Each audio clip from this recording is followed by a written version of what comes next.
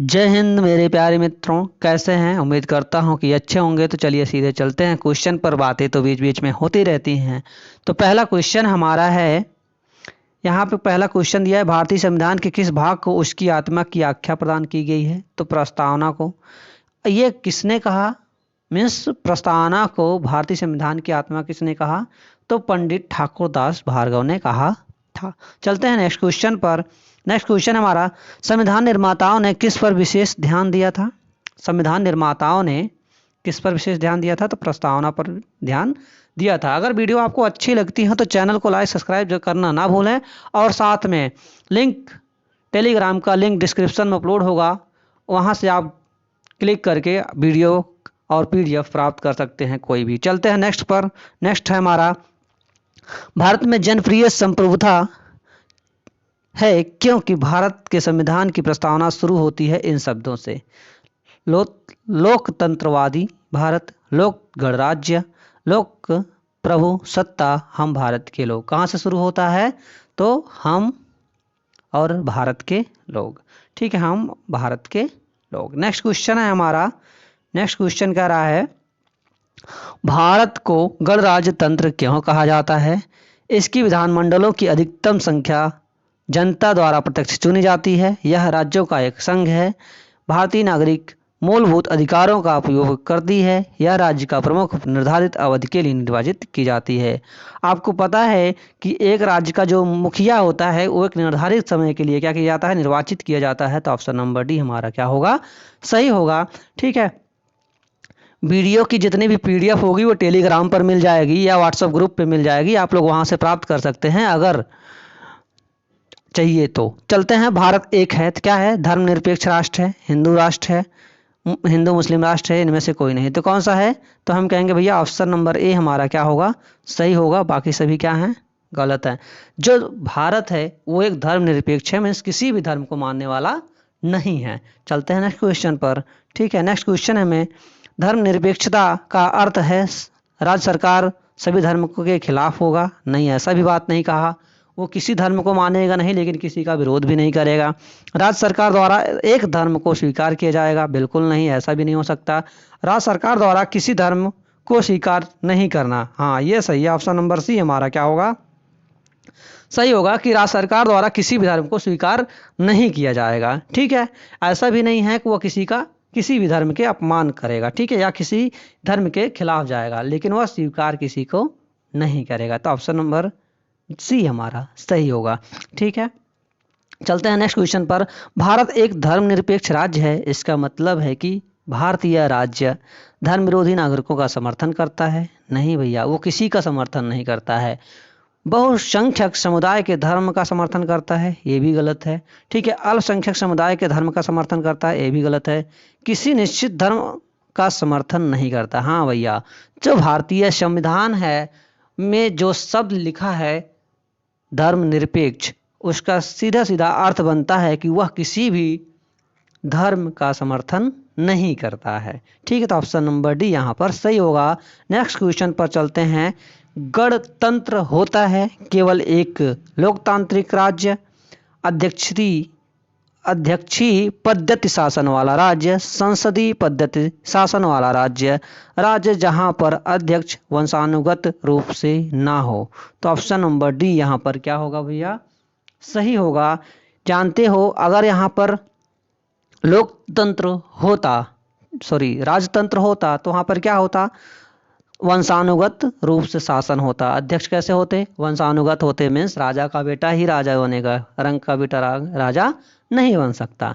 यहाँ पर लिखा है राज्य जहाँ पर अध्यक्ष वंशानुगत रूप से ना हो। तो ऑप्शन नंबर डी हमारा क्या होगा, सही होगा। चलते हैं नेक्स्ट क्वेश्चन पर। नेक्स्ट क्वेश्चन है हमारा, निम्नलिखित में से वे दो शब्द कौन से हैं जिनका समावेशन 42वें संविधान संशोधन द्वारा संविधान की उद्देशिका में या प्रस्तावना में जोड़ा गया था।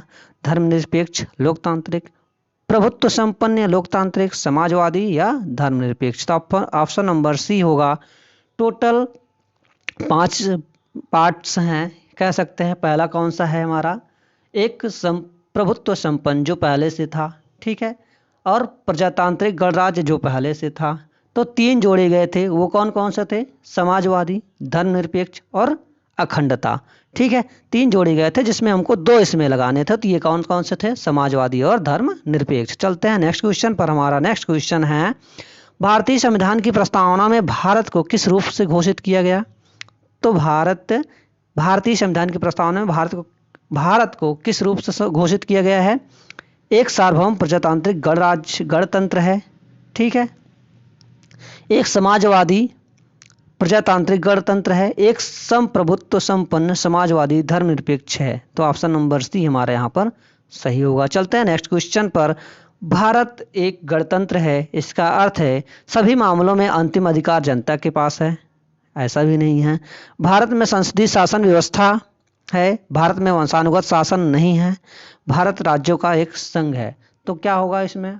तो हम कहेंगे भारत जो है वो वंशानुगत शासन नहीं है, भारत में वंशानुगत शासन नहीं है, मतलब राजा का बेटा राजा ही नहीं बनेगा, कोई भी बन सकता है जो चाहे, ठीक है, जिसके पास क्या हो, एबिलिटी हो, योग्यता हो। जैसे कि वर्तमान समय में मोदी जी क्या कर रहे थे, बताते हैं कि हमने भीख मांगी है, आज क्या है, वो राजा हैं, ठीक है, जो पूरे देश को संभाल रहे हैं। तो ऐसे ही हो सकता है। चलिए नेक्स्ट क्वेश्चन पर चलते हैं। हमारा निम्नलिखित में से कौन सा शब्द भारत के संविधान की उद्देशिका में नहीं है?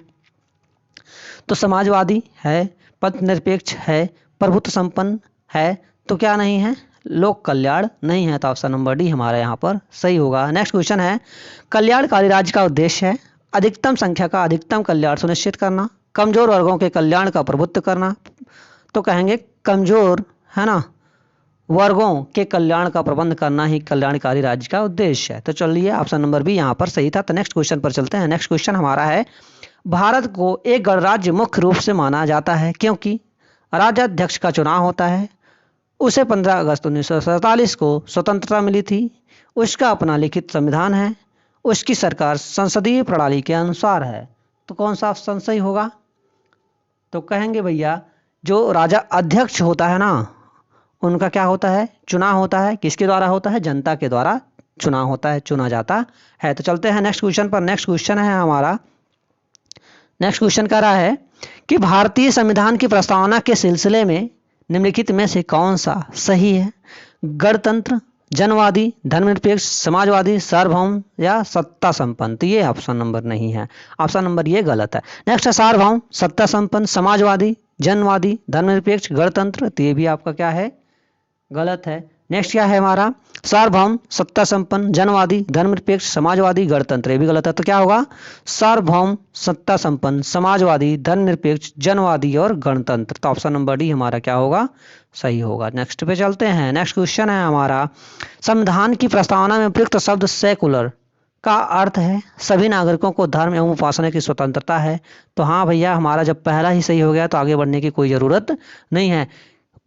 भारत में जितने भी धर्म हैं, ठीक है, उन सबको धर्म की उपासना करना, ठीक है, या धर्म से संबंधित किसी भी क्षेत्र में छेड़छाड़ ना करने की क्या है? स्वतंत्रता है। मीन्स वो कुछ भी कर सकते हैं अपने धर्म से संबंधित, जब तक कि वो किसी के नाक पर प्रभाव न डाले। नेक्स्ट क्वेश्चन है हमारा, नाक पर प्रभाव का मतलब है तो किसी के ऊपर जोर न डाले, ठीक है। शब्द धर्मनिरपेक्ष या सेकुलर भारत के संविधान की प्रस्तावना में जोड़ा गया था, इसके विषय में निम्नलिखित कथनों में से कौन सा सही है? तो कब जोड़ा गया था? 42वां संविधान संशोधन 1976 में जोड़ा गया था। किसके दौरान जोड़ा गया था? इंदिरा गांधी के प्रधानमंत्री काल के दौरान जोड़ा गया था। तो यहाँ पे ऑप्शन नंबर ए सही है, लेकिन और तीसरा भी सही है ना, 42वें संविधान संशोधन के द्वारा जोड़ा गया था। तो ऑप्शन नंबर 1 और 3 सही होगा। तो यहाँ ऑप्शन नंबर 1 और 3 पर लगाएंगे। चलते हैं नेक्स्ट क्वेश्चन पर। हमारा नेक्स्ट क्वेश्चन है, कह रहा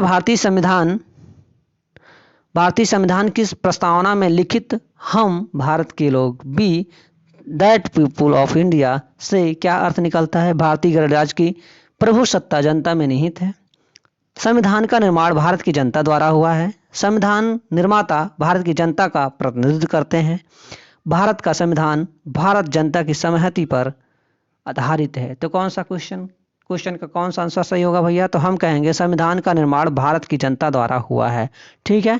तो ऑप्शन नंबर बी हमारा सही होगा। नेक्स्ट क्वेश्चन पर चलते हैं। नेक्स्ट क्वेश्चन है, समाजवाद का अर्थ है क्या है? सामाजिक नियंत्रण, राष्ट्रीयकरण, सामाजिक न्याय या सामाजिक स्पर्धा? तो आप क्या बोलोगे, तो कहोगे भैया सामाजिक न्याय। ऑप्शन नंबर सी हमारा क्या होगा, सही होगा। चलते हैं नेक्स्ट क्वेश्चन पर। 42वें संविधान संशोधन द्वारा प्रस्तावना में निम्नलिखित में से कौन सा शब्द जोड़ा गया था, तो मैंने कहा 3 शब्द जोड़े गए थे। पहला कौन सा था, धर्मनिरपेक्ष, सामाजिकता, सामाजिकवाद, ठीक है, या सामाजिक लोकतंत्र कह सकते हैं। और तीसरा क्या था हमारा, अखंडता। तो लोकतांत्रिक है इसमें, है ना। समाजवाद जोड़ा गया था, क्या जोड़ा गया था, समाजवाद। चलते हैं नेक्स्ट क्वेश्चन पर। नेक्स्ट क्वेश्चन है हमारा, भारतीय संविधान की आत्मा किसे कहा जाता है, तो मैंने अभी बताया था भारतीय संविधान की प्रस्तावना को, भारतीय संविधान की आत्मा को प्रस्तावना को कहते हैं, ठीक है। भारतीय संविधान की प्रस्तावना को हम क्या कहते हैं, आत्मा कहते हैं। आत्मा किसने कहा था, भारतीय संविधान की आत्मा को प्रस्तावना, यहां से मिस्टेक हो रहा। नेक्स्ट क्वेश्चन है हमारा, भारतीय संविधान की आत्मा किसे कहा जाता है, तो भारतीय संविधान की आत्मा प्रस्तावना को कहा जाता है। तो भारतीय संविधान की प्रस्तावना को आत्मा किसने कहा था, तो मैंने कहा पंडित ठाकुर दास भार्गव ने कहा था। तो चलते हैं नेक्स्ट क्वेश्चन पर। नेक्स्ट क्वेश्चन है हमारा, भारत में लौकिक सार्वभौमिकता है क्योंकि संविधान की प्रस्तावना प्रारंभ होती है हम भारत के लोग शब्दों से। तो यही सही है, ऑप्शन नंबर ए हमारा क्या होगा, सही होगा। नेक्स्ट क्वेश्चन पर चलते हैं। नेक्स्ट है हमारा, भारतीय संविधान की प्रस्तावना पर किस क्रांति का प्रभाव नहीं झलकता है, फ्रांसीसी क्रांति, अमेरिकी क्रांति, या बोल्शेविक क्रांति, चीन की क्रांति। तो कौन सी क्रांति नहीं झलकती है, तो कहेंगे भैया चीन की क्रांति बिल्कुल झलकती ही नहीं है। तो चलते हैं नेक्स्ट है हमारा। नेक्स्ट क्वेश्चन है हमारा, नेक्स्ट क्वेश्चन है, मूल भारतीय संविधान के अनुसार भारत एक है संप्रभुत्व लोकतांत्रिक गणराज्य, संप्रभुत्व लोकतांत्रिक गणराज्य। ऑप्शन नंबर ए ही हमारा सही है, तो हमें आगे जाने की जरूरत नहीं है। नेक्स्ट क्वेश्चन है हमारा, कह रहा है कि संविधान के अंतर्गत भारतीय लोकतंत्र के आदर्शों को हम कहाँ देख सकते हैं, भाग 1 में, प्रस्तावना में, भाग 3 में, भाग 4 में, तो किसमें, प्रस्तावना में, उद्देशिका में देख सकते हैं। चलते हैं नेक्स्ट क्वेश्चन है हमारा, 42वें संविधान संशोधन अधिनियम 1976 द्वारा प्रस्तावना में किस शब्द को नहीं जोड़ा गया था, धर्मनिरपेक्ष जोड़ा गया था, समाजवादी जोड़ा गया था, गुट निरपेक्ष नहीं जोड़ा गया था, एकता और अखंडता जोड़ा गया था। तो ऑप्शन नंबर सी यहाँ पर सही होगा। नेक्स्ट क्वेश्चन पर चलते हैं, भारतीय संविधान की प्रस्तावना के बारे में कौन सा कथन सही है, समाजवादी धर्मनिरपेक्ष शब्द 1950 में लागू संविधान के अंग थे, नहीं थे, ठीक है। नेक्स्ट है, उक्त शब्द, मतलब ये दोनों उक्त शब्द ऊपर वाले शब्द है ना 1976 के संशोधन में जोड़े गए थे। तो ऑप्शन नंबर बी हमारा क्या होगा, यहाँ पर सही होगा। नेक्स्ट क्वेश्चन पर चलते हैं, हमारा कह रहा है, भारतीय संविधान ने किस प्रकार के लोकतंत्र को अपनाया है, संवैधानिक राजतंत्र, वंशानुगत लोकतंत्र, लोकतांत्रिक राजतंत्र, लोकतांत्रिक गणतंत्र। तो क्या अपनाया है, तो आप कह सकते हो भैया जो ये लोकतांत्रिक गणतंत्र है ना, वही भारत क्या किया है, अपनाया है। नेक्स्ट क्वेश्चन है हमारा, कह रहा है कि भारतीय संविधान की प्रस्तावना में वर्णित लोकतंत्र को किस रूप से स्वीकार किया गया है, राजनीतिक राजतंत्र, यहाँ पे बिल्कुल राजतंत्र काट दो भैया, सब जगह पे लोकतंत्र लगाना, ठीक है। राजनीतिक राजतंत्र, सामाजिक राजतंत्र, आर्थिक राजतंत्र, उपयुक्त सभी लोकतंत्र यहाँ पे, ठीक है, सब में लोकतंत्र लगाना है, ठीक है। तो ऑप्शन नंबर क्या हो जाएगा, सी डी हो जाएगा, उपयुक्त सभी। नेक्स्ट क्वेश्चन है हमारा, भारतीय संविधान की प्रस्तावना के अनुसार भारत के शासन की सर्वोच्च सत्ता किस में निहित है, जनता में। तो ऑप्शन नंबर क्या होगा, ए, जनता में ही निहित है, निहित है, नहाता नहीं भैया, ठीक है, नहाना मत।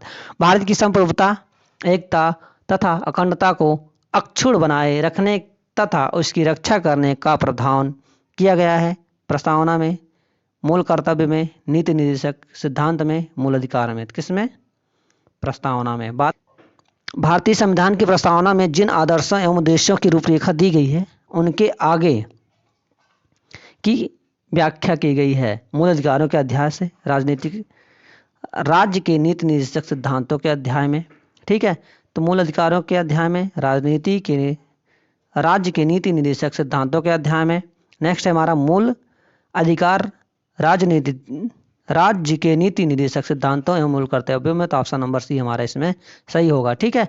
जो प्रस्तावना में दिए गए हैं उन सब का तीनों में किया गया है। चलते हैं भाग 1, 2 और नेक्स्ट देखते हैं हमारा, संविधान सभा में प्रस्तुत उद्देश्य प्रस्ताव में अभिव्यक्ति विचार को भारतीय संविधान के किस भाग में पूर्णतः शामिल किया गया है, तो किसमें शामिल किया गया है, तो प्रस्तावना में शामिल किया गया है। नेक्स्ट क्वेश्चन चलते हैं।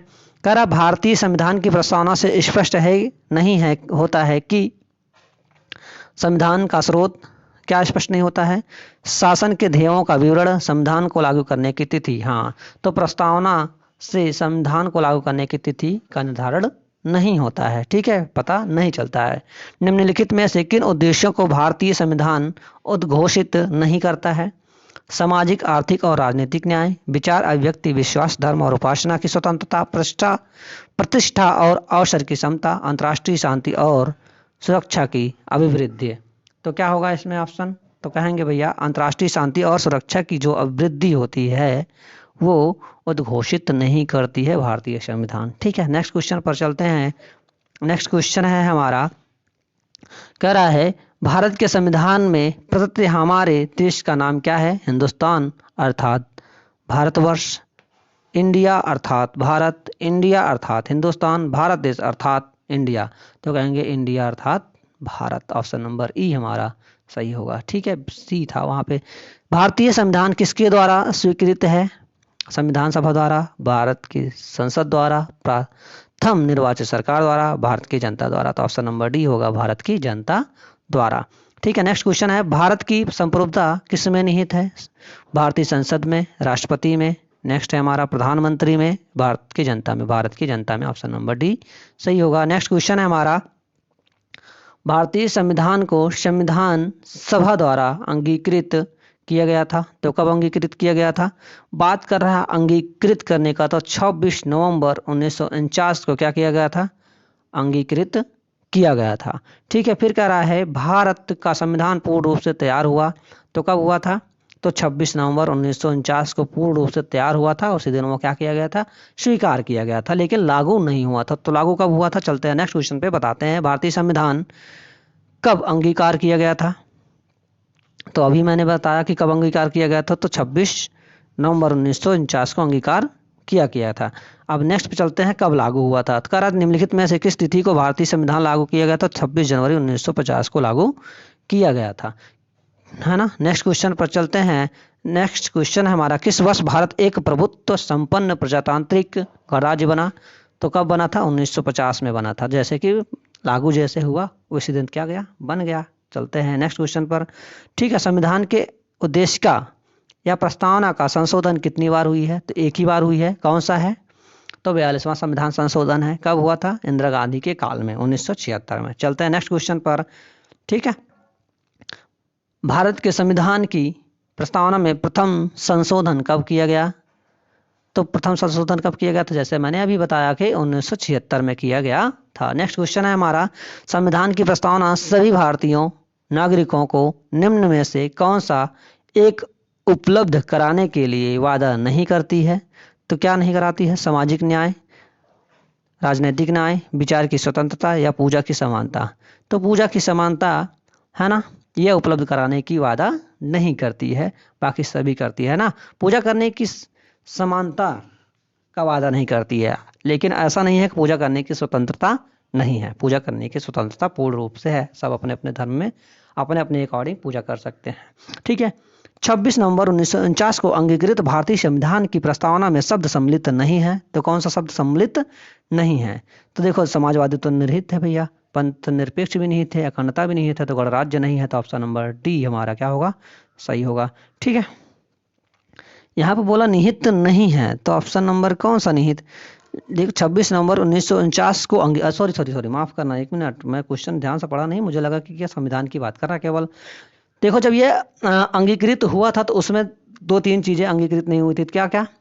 ये पहला आपका समाजवादी अंगीकृत नहीं हुआ था, ठीक है, जो कि 1976 में हुआ था। दूसरा पंथ निरपेक्ष निहित नहीं था, जो कि 1976 में हुआ था।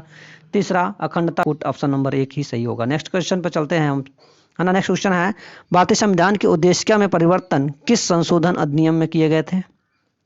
ठीक है, किस अधिनियम संशोधन में किए गए थे? तो 42वां संविधान संशोधन 1976 में किया गया था। तो ऑप्शन नंबर सी हमारा सही होगा। भारत की संप्रभुता, एकता और अखंडता को सुनिश्चित तथा संरक्षित करने का भाव निहित है प्रस्तावना में। राज्य के नीति निर्देश सिद्धांतों में, मौलिक कर्तव्यों में, मौलिक अधिकारों में।